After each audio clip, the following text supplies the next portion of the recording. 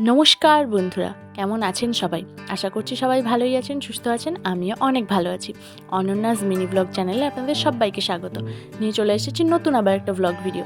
ভিডিওটা স্কিপ না করে পুরোটা দেখতে থাকুন, আশা করি আপনাদেরও খুব ভালো লাগবে। সকালবেলা উঠেই আমি আমার বাড়ির গোডাউনের দিকটা এসেছি, আর এসে দেখছি এখানে এত সুন্দর মাশরুম হয়ে আছে।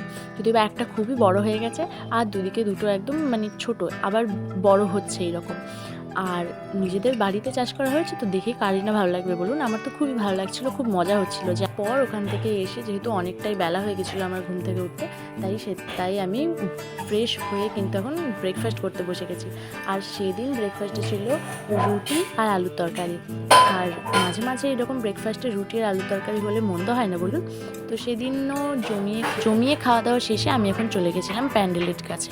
প্যান্ডেলটা কত দূর হলো সেটা দেখতে।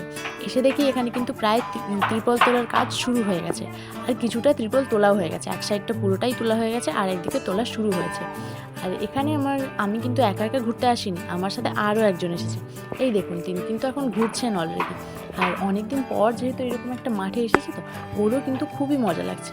ও কিন্তু বেশ চারিদিকটা এনজয় করেই ঘুরছে। এবার দেখুন ও কতটা এনজয় করছে এখানে। তারপর এখানে কিন্তু একটু ও মাটি খোঁড়ার কাজটাও শুরু করে দিয়েছে। অ্যাজ ইউজুয়াল ওকে কেউ না বললেও ও শুরু করেই দেয়।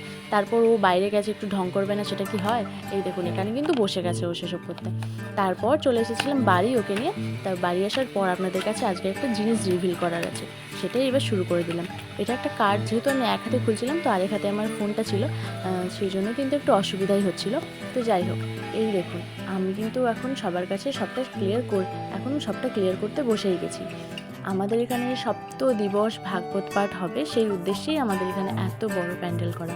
আর যিনি ভাগবত পাঠ করবেন তার নাম হচ্ছে কৃষ্ণদাস গোস্বামী মহারাজ। ইনি কিন্তু সুদূর বৃন্দাবন থেকে আসছেন। তো আপনারা যারা যারা এই আমার ভিডিওটা দেখছেন, তারা কিন্তু এখানে আসতে পারেন এই মহারাজের ভাগবত পাঠ শুনতে। তারপর আপনাদেরকে আরও একটা জিনিস দেখাই যে তাদের কাণ্ড কারখানা কি।